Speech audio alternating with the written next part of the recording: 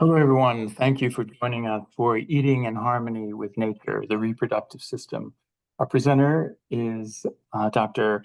Kaushik, the owner and chief medical practitioner of Dr. Kaushik's Ayurvedic and Naturopathic Clinic located in Cross River, New York.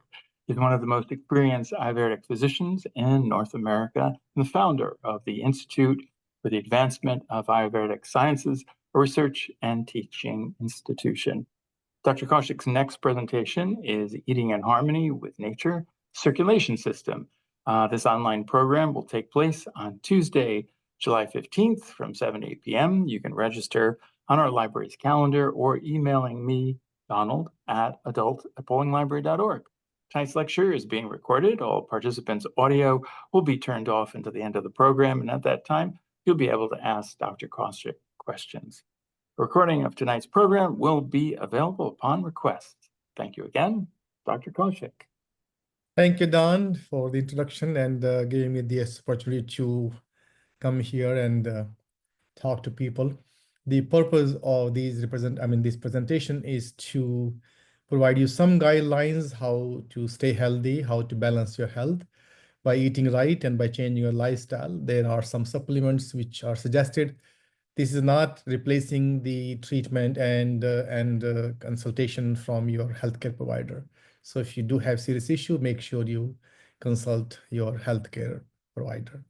So the series started, 3-4 years ago. We have been discussing different ways of staying healthy.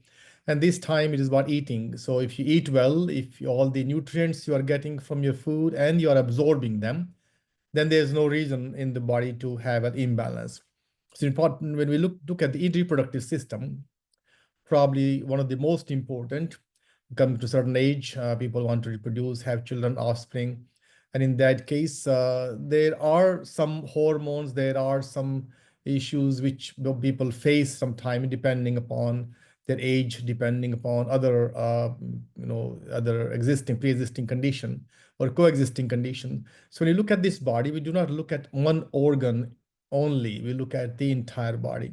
So even though we are talking about organ system by organ system, but we need to keep in mind that we look at any organ in the body, it is part of the entire body, and other organs are also affecting it. So the same principle should come to realization when we go to a doctor and you are taking any medication. Make sure you ask, would that have any effect on other organs also? Because most of the time when we take any drug or medication, the side effects which are on other organs will affect the overall health of that individual and more specifically of that organ. So we need to be looking at the side effects also.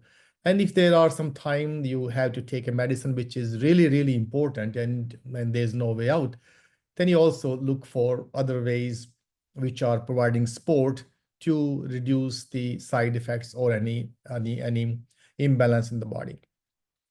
So when you look at the reproductive system, we also look at what are the organs involved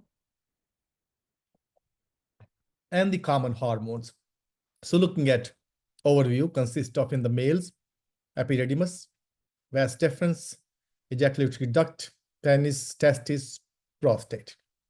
Comes to female, uterus, ovaries, vagina, and fallopian tubes. So these are the basic organs in the males and the females.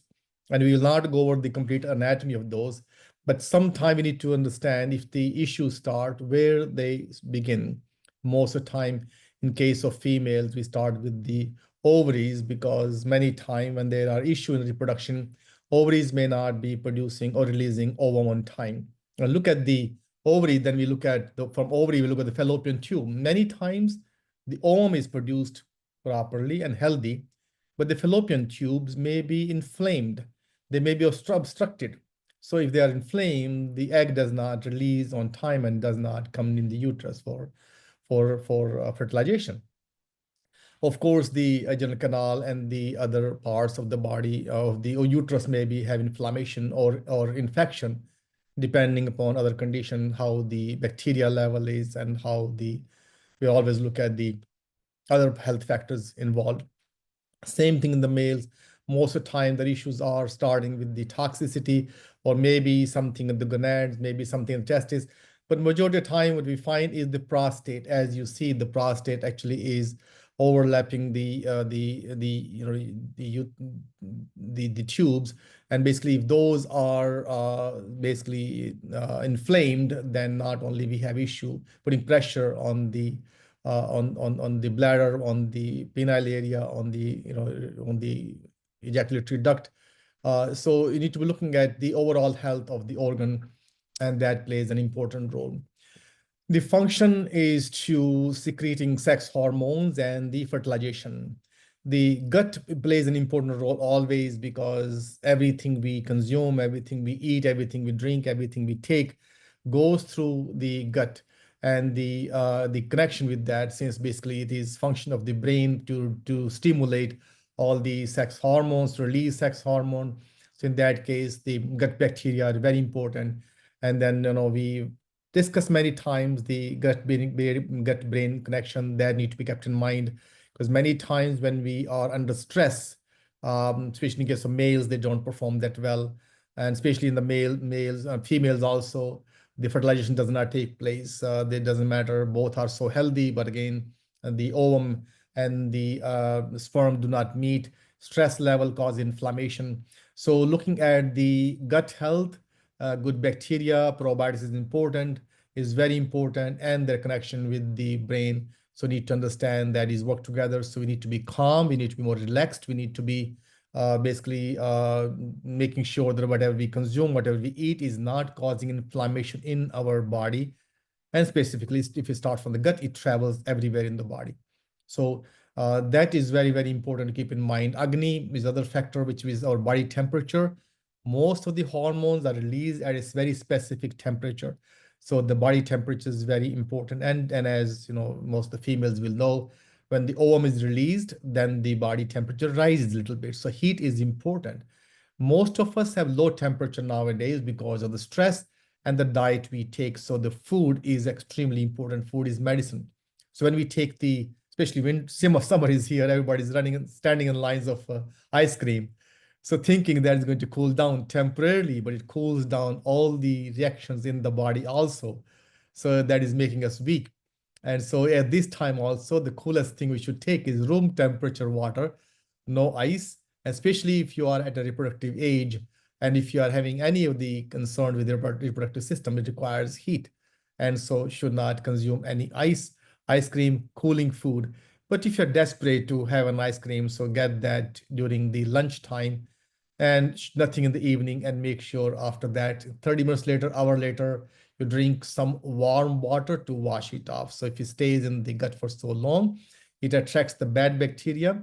And also it may some in time, if it continues for a long time, also the parasite infestation takes place also. So we want to make sure that we take care of that part. We're looking at the hormones.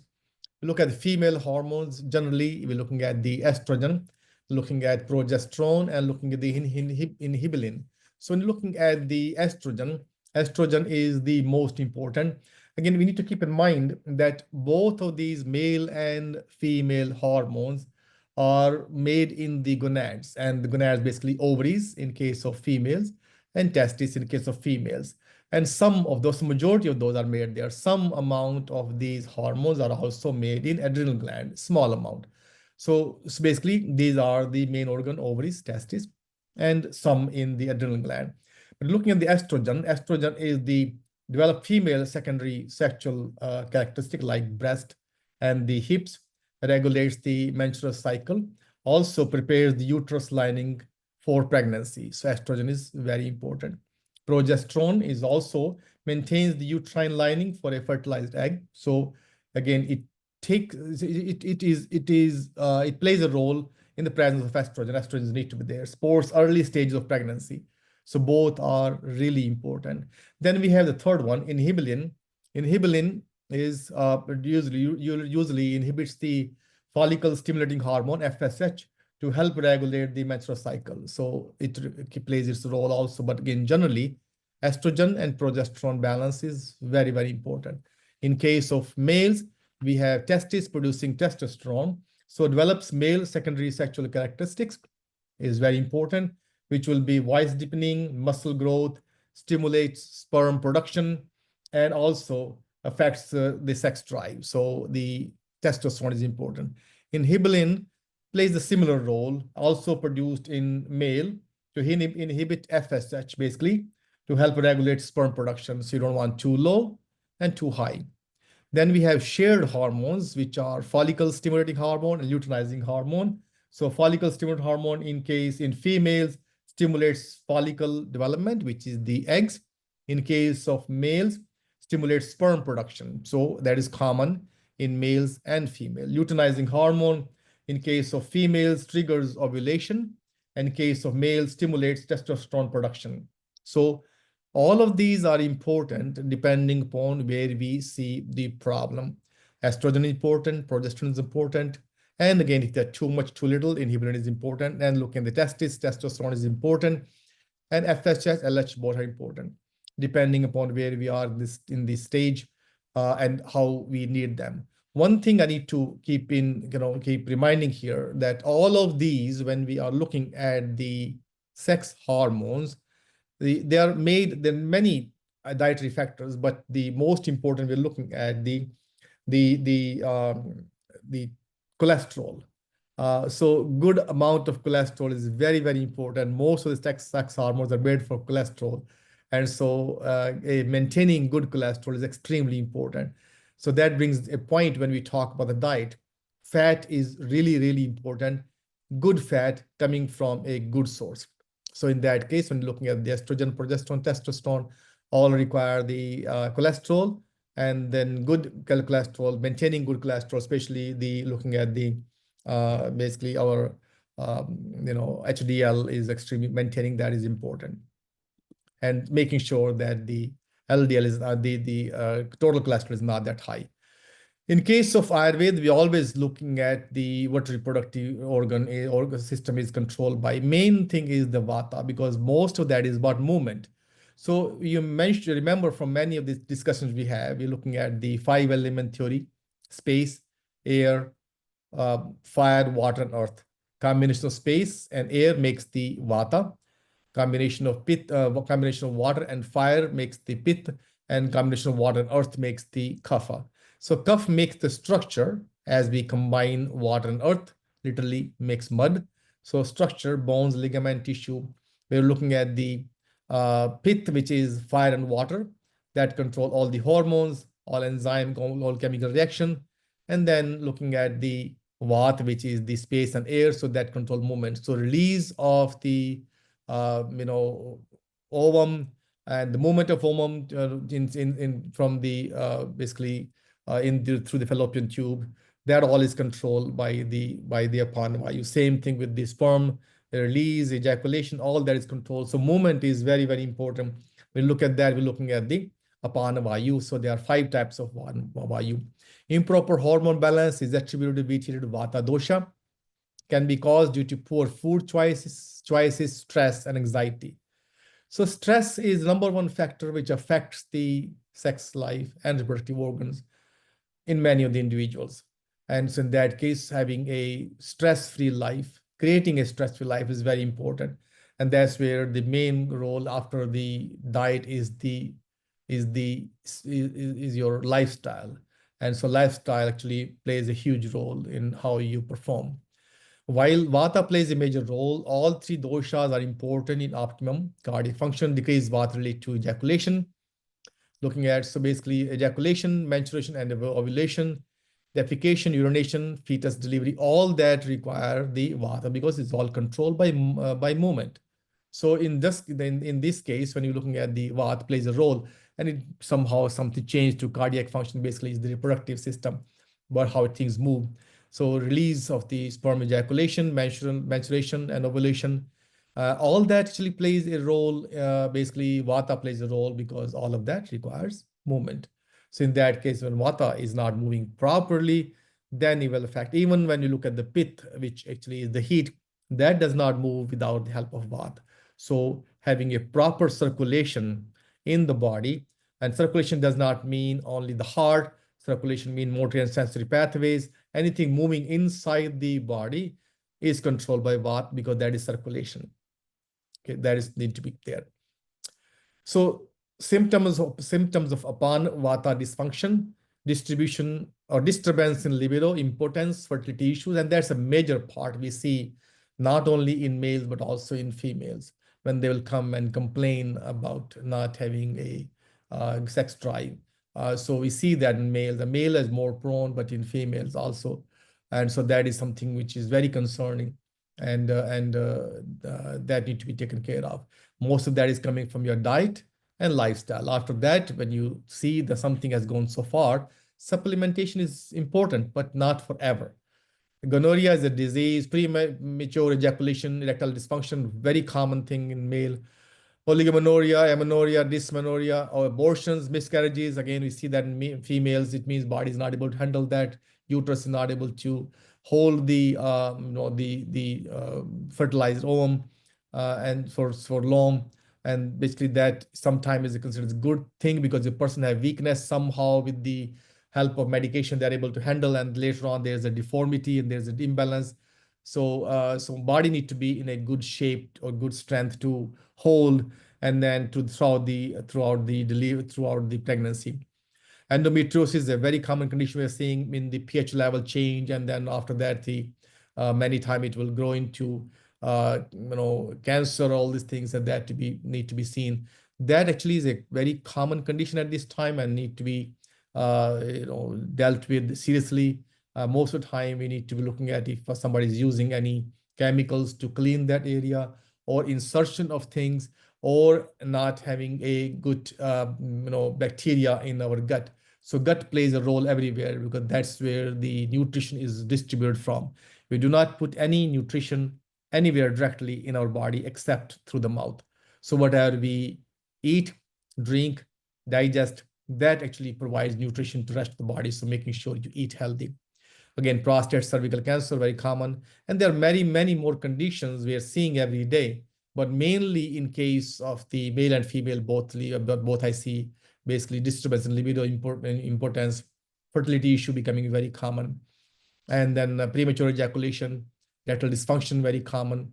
And then we're looking at the endometriosis and the cancers are very common condition. But again, our goal is to see if we can make some changes in what we eat, how we consume things, and other conditions should also be taken care of, because if somebody have frequent infection and very low immune system, then they know is everywhere in the body, everywhere body is weak and body will not be able to perform as it should when during the stress level. Agni, I just mentioned the fire element governs the transformation, governs digestion, absorption, assimilation, and transformation of food into energy. Imbalance of vata, Agni is variable. Pitta, increased Agni, very hot. Kapha, decreased Agni. So in case very increased Agni, many females, when they have very high Pitta, they have so much heat. Getting pregnant becomes a problem. There is no fertilization because by the time the sperm reach the ovum, excessive heat will just damage them and they're disabled their travel time, and basically they are not able to meet the egg. So that environment is very, very important. When there's a very fast, then also because so we need to be creating a balance. State of Agni determines the health of the digestive tract, and through that we are able to monitor the health of the entire body. Factors that weaken it: poor diet, insomnia, suppression of emotions, vitamin and mineral deficiency, and lifestyle. So here I like to mention one thing. We always talk about the mind controlling the body. That is true, mind over body, and mind control the body in making certain decisions. In this case, we have the hormones, stimulating hormones, and then based on that, the hormones are stimulated, the glands are stimulated, they produce hormones. So hormones are important, and brain controls that function. But the brain gets input from the second brain, which is the gut, digestive system. And through research is already been proven, even though Ayurveda had written that thousands of years ago, the gut is the most important. We have more neurons in the gut than the brain itself, and so we call them second brain. But then the second brain is also affected by the final tertiary brain, that is the emotions. So suppression of emotions are the most serious factor which affects every part of our body. So In that case, there is a little baby inside all of us. Make sure we stay happy and create happiness. Stress does not do anything. If there is a problem, we need to find a solution. If there's no solution, there's no reason of stressing it. Vitamin and mineral deficiency, very common because most of the vitamins supposed to be produced by our bacteria in the gut. But somehow, children at very young age are put on multivitamin. And if we are providing vitamin from outside, our gut bacteria are becoming inactive slowly. And in that case, if they are not existing, we are depending upon the outside sources. And if we don't take outside vitamins, they're deficient because body is not making enough. So making sure that we keep the gut bacteria active and healthy so they keep producing good bacteria. Lifestyle, excessive use of alcohol, excessive use of the drugs, prescribed, unprescribed, or sometime for fun, and also a lifestyle which is smoking and staying awake. So 3 things we like to mention this time, which are required as the tripod of the health. Number 1 is the diet. Again, the diet should be balanced based on your body type and based on the season. So that's where the Ayurveda plays a role based on the season. In the winter, you have warming food. In the summer, you have cooling food. Cooling does not mean frozen or cold. Cooling means which provide coolness inside after consumption. For example, if you take cantaloupe, watermelon, cucumbers, those are cooling fruits, even though they may not be sitting in the refrigerator. When you eat them, after absorption, their effect is cooling. So there is a concept of vipaka, Vipaka in Ayurveda. Vipaka is effect after absorption. For example, if you drink milk, does not matter if it's frozen, if it's the ice cream foam, is going to provide heat inside the body. When you eat yogurt, doesn't matter if it's sitting outside in the warm weather, is going to provide cooling effect in the body. And so black pepper is cooling in the body. Red pepper is warming in the body. So basically, you're looking at the food, what effect they will have. Coconut is always cooling. So in the winter, coconut is not suggested living in Northeast. If you're living in Florida, Arizona, definitely you can have coconut. But coconut is so cooling, and people drinking coconut water and coconut, using coconut oil during winter also, that is going to freeze the body. Body is already cold. So use warming thing. And so in that case, we look at, make sure we need, and the lifestyle stay. So number 1 thing is diet. Number 2 thing is our sleep. Going to bed before 9:30 is very important. So by 10 o'clock, you should be sleeping. So we look at the time for Vata, Pitta, and Kapha. For example, Kapha is nourishing. So in that case, 6 a.m. to 10 a.m. is the Kapha time. 6 p.m. to 10 p.m. is Kapha time. So at that time, we have breakfast, 7, 8 a.m. We have dinner, 6, 7, 8 p.m. After that, we should not eat. So let body absorb it. Then 10 to 2 a.m. is the Pitta time, that is for digestion. So as the sun is on the peak, that's where our heat and the Pitta should be at the peak. 11, 12, 1 o'clock have lunch, and so that we absorb by 2 or 3 o'clock. In the evening, 10 p.m. to 2 a.m. is the Pitta time. That is a time for repair. It means if you are sleeping at the time in the presence of the night hormone, melatonin, our body repairs the damaged cell. 10 p.m. to 2 a.m. If you're not sleeping, we miss the repair crew. So making sure we bear. So many people who are watching television until 11, 12, 1 o'clock, thinking I'll wake up at 10 o'clock in the morning, they're doing themselves some damage because the repairs are not done, body deteriorate. 2 p.m. to 6 p.m. is the Vata time, and 2 a.m. and 6 to 6 a.m. is Vata time. So those 2 times are Vata time for meditation, yoga, Tai Chi, and there's time to connect with ourselves, spend time with yourself. So early morning, early evening. But again, sleeping before 9:30, by 10, you should be deep sleep. That is a time very, very important. So lifestyle is very important. What time you go to bed, what time you wake up, what time you exercise. So what time you eat. So very, very important. So that is something we need to keep in mind. Liver also plays a role in reproduction. Ayurveda links the liver with Agni and Pitta dosha. The movement of Vata also plays a crucial role, and also detoxification center. So basically, when you look at the heat and the enzyme and the hormones, liver hormones are very important. But again, most of that detox and the Vata movement plays a role. So every part of the body plays a role. Liver is also organ of feeling, emotions. So when we talk about stress, it affects the liver. So just imagine how many people in this country are taking Lipitor, almost all over 70 million people. And that is a lot of people on Lipitor. Their cholesterol is high. Many are not taking and they never got tested. They don't go to doctor. And so stress is the number one factor. Liver is the organ which takes all the toxins, separates them into fat soluble and water soluble. Fat soluble is emulsified by the liver, by the bile, and the water soluble is sent to the kidneys. And then if the kidneys are not doing the job, third place, you'll dump to the body fat. And so that goes to the skin. So skin becomes the third kidney for filtration.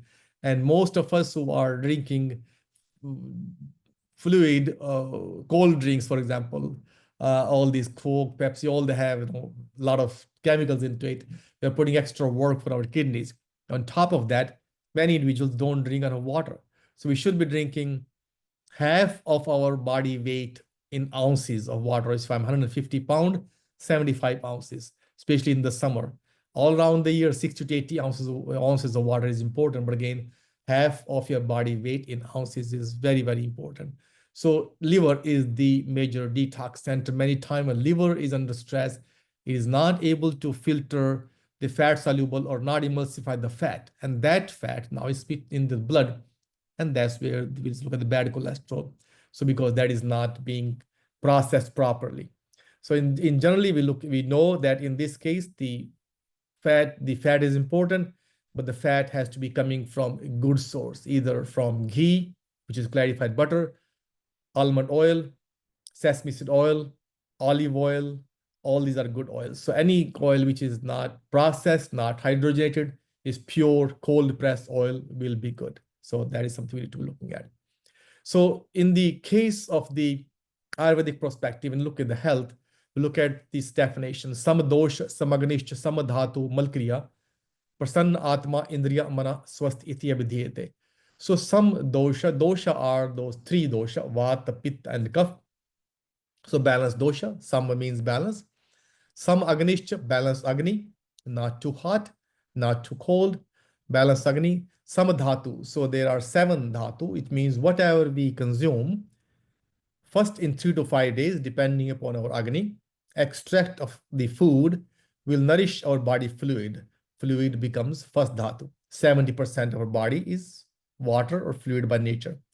Then the extract of that fluid in 3 to 5 days will nourish the blood. The blood becomes second dhatu. Extract the blood in 3 to 5 days will nourish the tissue, ligaments, tendon, muscle.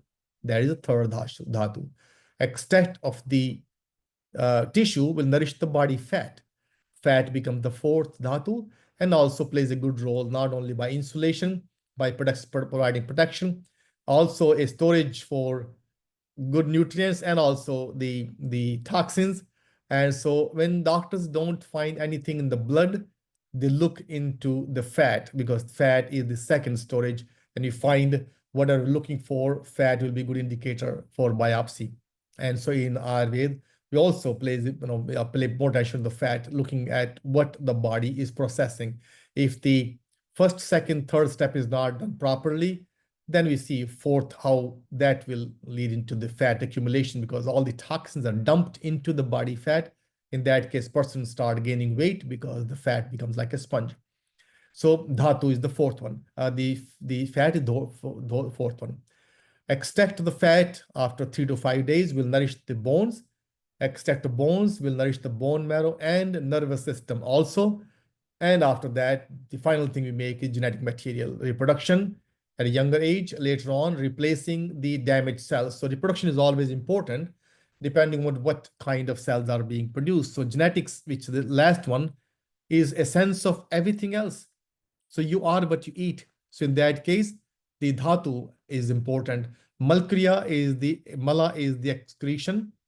And so that process is urination, defecation, sweating, all that is excretion. And on time, not too much, not too little. Stool, we talk about the poop talk when patient come, which means a well-formed, bowel movement is important. And then, so we talk about those qualities also. making sure you urinate, no hesitancy, no frequency. Prasanna, which means happy. Atma is soul. Indriya are the five sensory receptors, which mean our ears, nose, our eyes, tongue, skin. All these five sensory receptors are also basically happy. Man, which is internally we are balanced, that is called swasth, that is called healthy. So healthy individual have everything in balance. If we are angry, we are not healthy. If we are stressed, or we are worried, or if we are depressed, or if we are anxious, we are not healthy. If we are constipation, we're not healthy. And so in that case, it changes every moment. So creating a balanced state in the body is very, very important, especially at an age when individuals want to have their reproductive organs working in a good shape, and they want healthy, balanced offspring. Is very important to calm themselves, and making sure number one thing is calm their own physical, mental, emotional being. And from that, not only the getting pregnant will be easier, but healthy pregnancy. On top of that, they'll enjoy the reproductive life, and the children will be balanced also. Otherwise, you see children who keep going to pediatrician every week because of ear and nose infection. It just something was imbalance in the parents. Okay, so har comes first. So in cooking, we use ginger, turmeric, garlic, ajwain seed, fenugreek, saffron, beet, green leafy vegetable. And looking at the ginger specifically, digestive stimulant, anti-inflammatory, antioxidant, anti-nociceptive, excellent for osteoarthritis, AIDS, and weight loss. So all these things are important. Reason being, the first organ we need to be looking at is our gut. When the gut is healthy, everything was going to be healthy. But in generally, when you're looking at the reproductive health, fat is important. So having a good fat in our diet is extremely important. And there comes the seed: chia seed, flax seed, pumpkin seed, sunflower seed, nuts, omega-3s, vitamin E, for egg and sperm membrane, zinc, selenium, and so both those are very, very important. So make sure. So basically, I usually talk about having nuts. But if we are not able to chew nuts, and if you don't have the patience to chew properly, then in that case, we need to be taking help of the blender. So I'll also give a little recipe. You take almonds, you take pistachios, you make pumpkin, chia seed, flax seed, and then you add a little bit of Himalayan salt, squeeze 2 or 3 lemon juice. If you like spicy, put a little jalapeno. To giving smoothness, put either kale or broccoli, something green to create, and just blend it. They'll give you smooth dip. So in that case, if you're not a person who like to chew well, is already chewed for you. You take 1 tablespoon that, spread on your bread, or you can put in 1 cup of warm water, then make you soup. Putting some saffron in that will be very, very useful. So that gives you good nutrition, because like I said, the first thing we need in most individuals who have any imbalance in their reproductive health is the good fat. But a good fat need to be coming from a good plant-based source, or a ghee is the only fat we suggest from the animal product.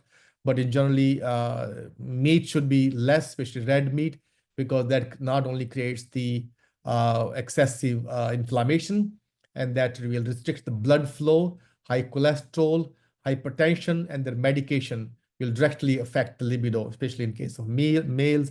And so reduce that as much as possible, especially if you're a meat eater and then you not finding a local butcher shop and ordering those online, or going to a store which may have been butchered for a week or 2 weeks ago.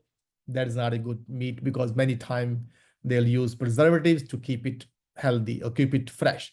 But that is not, meat products do not stay well after 2 or 3 days actually.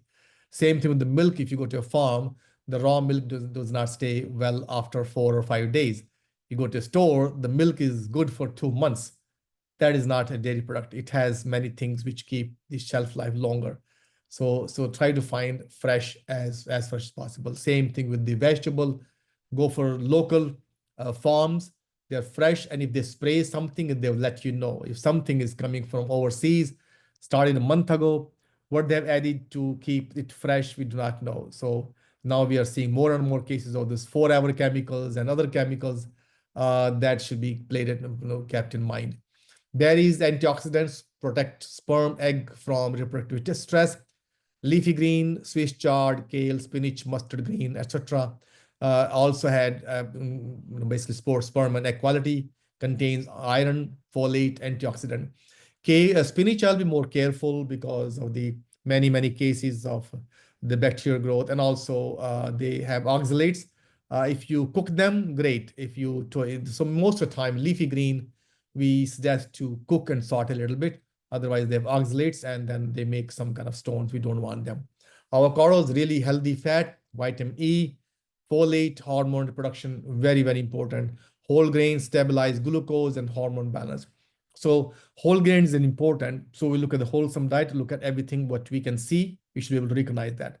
But I'm more concerned about this time about the wheat, white wheat product, because wheat mostly is genetically modified, and that actually alters the chemical structure of the wheat. So in that case, the quinoa will be a good choice. Quinoa, millet, buckwheat, brown rice, basmati rice. Sticky rice, we don't suggest because most of the sticky rice have high cholesterol. And then the starchy food, and starchy food absorb a lot of other toxins along with the looking at the other chemicals. So we look at for something more fiber. And avocados, healthy fat, whole grains, stabilize glucose and hormone balance. Lentils and legumes, protein, fiber, iron, and make sure you soak them for about 30 to 40 minutes before cooking them. More you soak, better it is. But again, soaking the grain and the lentil legumes is very important. Probiotics and prebiotics is very important in case of heart, since we're still talking about the diet. Ginger reduces heartburn, gas, nausea, and stomach discomfort. Dark green vegetable, excellent source of magnesium, helps relieve constipation. Salmon, excellent source of omega-3 fatty acid and reduces inflammation. Bone broth, high in glutamine and glycine, aids food pass more easily. But again, go through if you can make yourself and find sources which are not using that many chemicals. Looking at the AHAR continuously, apples, rich source of pectin. Beets, artichokes, black bean, bran flakes, broccoli, complex carbs, fennel, sweet potatoes, mint, asparagus. Asparagus actually is a really important food when it comes to the hormones, especially for female hormones. So asparagus, especially at the childbearing age, if you can have a buffet of asparagus, eat as much as you can. It's really healthy. Pomegranate, onions, Brazil nuts, oysters, green beans, green peas, lentils, lima beans, pear with skin, raspberry, split peas, turnip green, garlic, cauliflower, green tea, spearmint, cilantro, yogurt, whole grains, and so those are very important. But in generally, if we have a reproductive age, we always said asparagus will take the front stage because it's very important in balancing the hormone. What to avoid? Processed meats. We already talked about that. Any processed meat you take is going to provide any kind of toxins. Refined sugar, we should not take that. Again, generally, we recommend plant-based sugar, basically date powder or stevia or agave or honey will be good, but only condition with the honey is we do not cook with the honey, we do not heat the honey. So honey should be added after taking the food or tea or coffee off the stove. And so we add honey after when it is not cooking directly. And so, but in general, refined sugar should be avoided. Excessive alcohol or caffeine is highly discarded, and inadequate hydration. So, like I mentioned, half the body weight in ounces is important, but if not, at least 60 ounces. Especially in the summer, we need more water. Inadequate hydration, trans fats, and highly processed food should not be used. So we always look for holistic, simple food. If the food item have many ingredients, more than 3 or more, then we should not be using that because there's all junk added. So for example, we look at the cheese. Cheese is a milk product, so it has some processing. But in generally, cheese is what we call paneer, and paneer is the milk protein, so the whey protein. And so in that case, when we boil the milk, when it's come to boiling point, we add 2 or 3 tablespoons of lemon juice or apple cider vinegar to separate the solid than the liquid. As we filter through the cheesecloth, that is the paneer, that is the real cheese. But now we have cheese which has a shelf life of long time. If it's a milk product, how we can have a shelf life a long time? So we're eating that, creating a lot of problem. And many of the processed cheese also have meat product. And so that actually create more disturbance in our body. So why not if you learn to make fresh paneer, fresh cheese, and that will be very, very healthy. So looking at the lifestyle, the breathing, calm the autonomic nervous system. Every cell of our body requires oxygen. Deep breathing is very, very important. Yoga, increase circulation, decrease inflammation. Meditation is very important. Avoidance of pesticide, other environmental toxins, heavy metal detoxification. So like you mentioned in the beginning, detoxification is very, very important. Heavy metals, especially lead, mercury, arsenic, cadmium, are the 4 neurotoxins in our body. So we need to be detoxifying ourselves is basically make sure that we release them.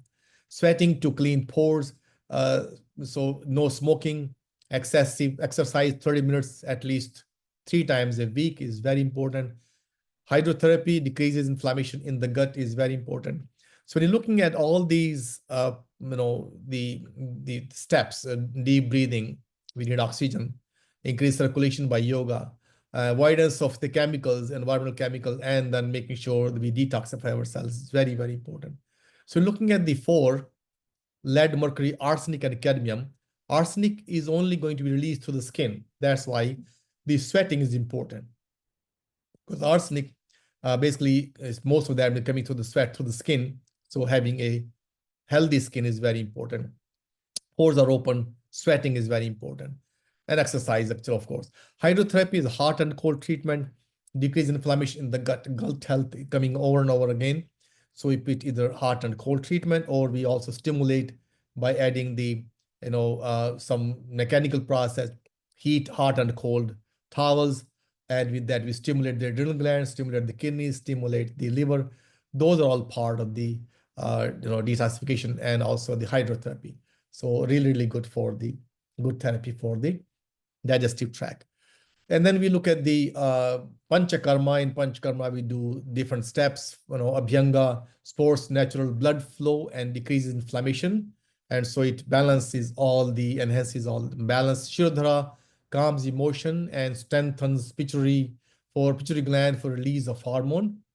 And Svedana is the sweat, promotes healthy circulation and removes amas, toxin.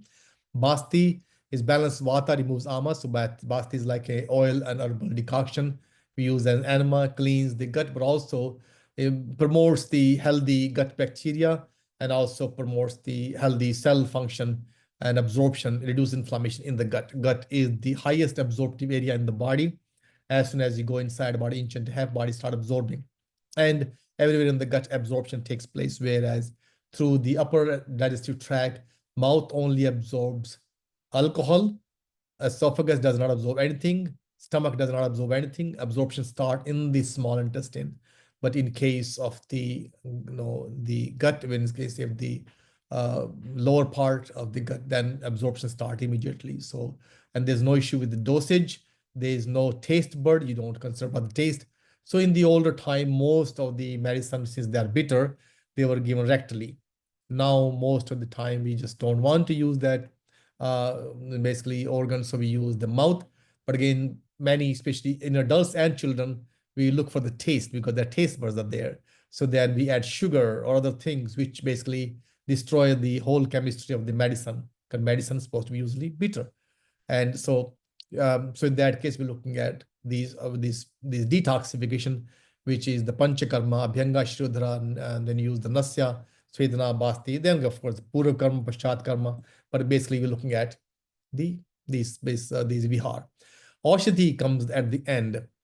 In this journey, we use the hormone health by Shilajit, a really good herb for the hormone for males and females, but usually generally used in the males. which helps in the testosterone level. Femaplex is a combination for the estrogen. Shatavari, really good for estrogen and testosterone.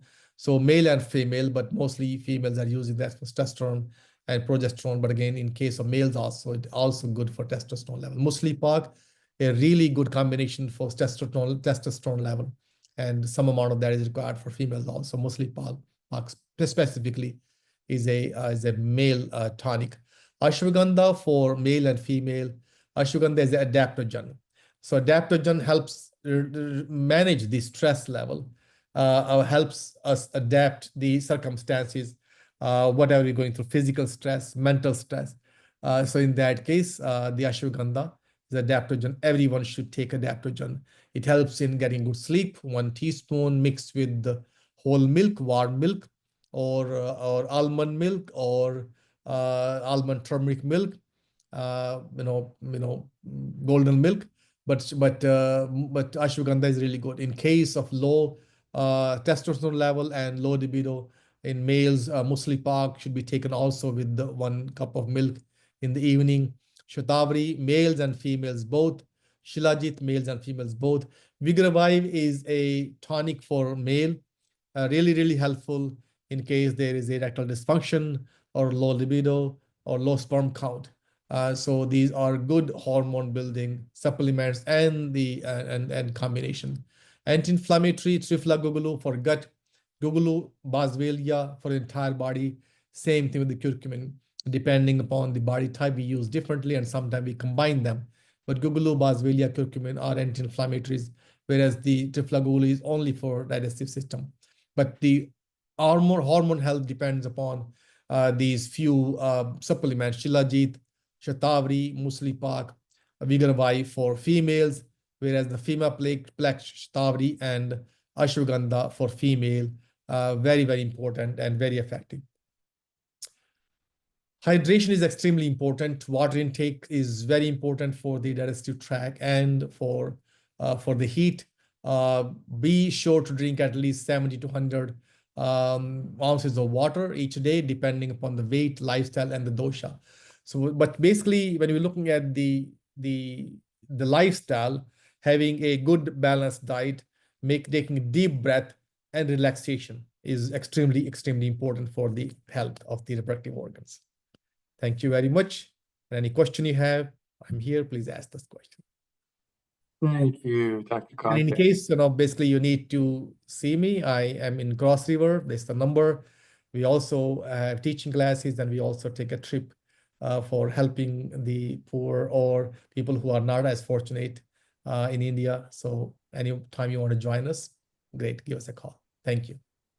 Thank you, Doctor. Does anyone have a question for Dr. Karthik? I have a question. Yes, ma'am.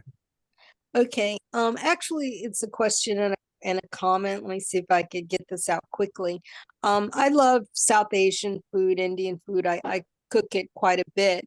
There used to be a restaurant years ago I would go to, and they had really good curries. And it would seem that when you eat the food, the body would just sort of heat up gradually. Sometimes you might get sweat on your forehead, and you would just have this clarity, this mental clarity after eating these very curried dishes. I cook curries and stuff at home, and it's good, but I don't ever feel like I have that sort of clarity that I got at the restaurant. Is that because of the Ayurvedic properties with all the spices that would make the body? So when we combine the herbs based on the body type and the combination is made, that is the quality of Ayurvedic supplementation. And so when we combine those based on the body type and based on the quality of the herbs, so herbs are basically, when they are very useful, they become in the category of spices because now people use them on frequent basis.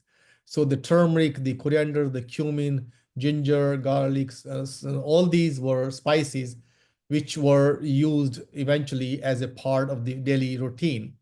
And their main goal is to improve circulation. That's why when you combine them, they produce heat in the body and we sweat. So sweating is externally, internally producing heat is going to absorb the food we consume. So those qualities are because of Ayurvedic, yes. let me ask you this. Thank you. So is it okay to eat my curries in the summertime? You were saying eating cooling foods, and I love to make mango lassies with the yogurt. Does the Yes. yogurt act differently in the body than from, say, ice cream? Because I love to just mix that with some mango and whole Yes, wheat so when yogurt. you're looking at the mango, then you should be mixed with the yogurt. Yogurt does not matter if it is sitting outside, inside refrigerator, or not refrigerator, it's going to be cooling anyway. Especially in the gut requires good bacteria. Yogurt will have good bacteria and they'll be healthy. Milk is not recommended for lassi, even though many times people will put, mango shake or things like that. So basically anytime you're making those, we should be using yogurt because the purpose is not only nourishing, purpose is also providing good fat, purpose is also providing lactobacillus. The purpose is also providing basically butyric acid, which is in the yogurt. So they're good for the health. So when you're making those mango lassi, put mango in the yogurt. If you're making the regular lassi also, and then you should be making it with yogurt. Plus use only black salt and pepper, some cumin powder, because goal is not only to nourish, but also to make the gut better. When people put sugar in the yogurt, yogurt is giving good bacteria, sugar is feeding bad bacteria. So you are drinking for the taste buds only, so no sweet in the lassi, should be salty. And is it okay? And I have the ground cumin and the cumin seeds. By the way, the prices just skyrocketed. So I'm glad I have some on hand to last me a while. But is it okay to eat my curries in the summertime since that's not necessarily Absolutely, cool? absolutely, absolutely. Only thing is, do not put, if you like spicy food in the I summer, do. if in the summer you should use black pepper, because black pepper is spicy, but inside the body, it does not burn. So it is cooling after absorption. Red pepper is hot even after absorption. So many people who will have any gut inflammation or stimulation, they will have good taste, but also it burns inside. If you're eating black pepper in the summer, you will have good taste, but you'll not burn inside. Other thing is, and if somebody have a very sensitive gut, then they should use ghee, put the chili powder in the ghee, boil it first, then add that to your curries, to your food. The ghee will take away the burning heat from the red pepper. So then Oh, you I can have don't. spicy food, you sweat, but you will not be burning inside. I don't have a problem with the heat. So can I still use it if I enjoy Absolutely, it in the summer? absolutely, absolutely. Yes, enjoy that. What are your thoughts about pickling? I heard a recent report that in some countries, like mainly in Southeast Asia, it's been associated with gastric cancers. I love pickled vegetables. What are your thoughts on pickling, vegetables? So pickling is good. So it came from the Ayurvedic principles of three doshas, Vata, Pitta, and Kapha. So for example, if I am from a small family of 10 siblings, so we have 10 brothers, sisters, and the spouses. So in that case, cooking food for each individual is not possible. So we have pickles on the dining table: mango pickle, chili pickle, gram pickle, lemon pickle. Then there are avocado pickle. There are 4 or 5 different kind of pickles. And then there is chutney, coconut chutney, mint chutney, coriander chutney. So if somebody is, so especially all the girls will have mint chutney because mint is good for hormones. All the teenage boys will have coriander chutney. It keeps the hormones in control, so they will not jump around. Everybody else, if somebody is very, very hot, take coconut chutney. Same with the pickles. So pickles also ferment. They have good bacteria. So it was a source of taking pre-probiotic every day, and everybody had to take pickles and chutneys. That's a good part. Now we have the modern world where they do not know the value of the spices and different oils used in different pickling. Now is a process where the see only taste, so they do not use good oil, and they put something sour, chemicals to increase the shelf life. So in that case, they are now it becoming a problem. So if you look at the original pickle making process in Ayurveda, humans have eaten pickles for thousands of years. Cancer was not there. All the cancers came recently because of alteration in our diet, in our food. All the chemicals took over. So yogurt, which is supposed to be making from a good bacteria starter, now people add a couple of drops of chemical. It makes yogurt in a few seconds. That is not yogurt. And same thing with a lot of food. Pickling industry do not use oils because many times people will complain, I don't like this oil, so they will use just a simple process, adding a lot of chemicals, ferment the pickles, adding, and those chemicals will increase the shelf life also. So they have a good expiration date for many, many years, and that is causing problem, not the pickles. Thank you, I Doctor. enjoyed the presentation. Thank you. Doctor, are there any specific foods or herbs to help symptoms during menopause, such as hot flashes? Shatavari basically is really good and as an herb, and in case of food, go for a buffet for asparagus. Asparagus morning to evening, saute asparagus, cooked asparagus, smoothie asparagus, really good for balancing. On top of that, ashwagandha, because it's a natural process and we need to be making it as smooth as possible. Combination of ashwagandha and shatavari, and with the food, making sure the sweet potato is really good. And with that, we also take the asparagus, with those two. Mint is also good. So having a mint chutney, putting mint in everything you cook will also help ease off during that process. Great, thank you. Thank you, Doctor. Thank you. Dr. Kaushik's next presentation is Eating in Harmony with Nature, the Circulation System. And this online program will take place on Tuesday, July 15th from 7 to 8 p.m. I hope everyone will be able to join us. Thank you. Thank you so much. A beautiful night to all. Thank you. Thank you, Doctor. Thank you. Thank you. you. Thank you. Hydrate yourself and stay Thank cool. you. Bye Thank now. you. Bye-bye.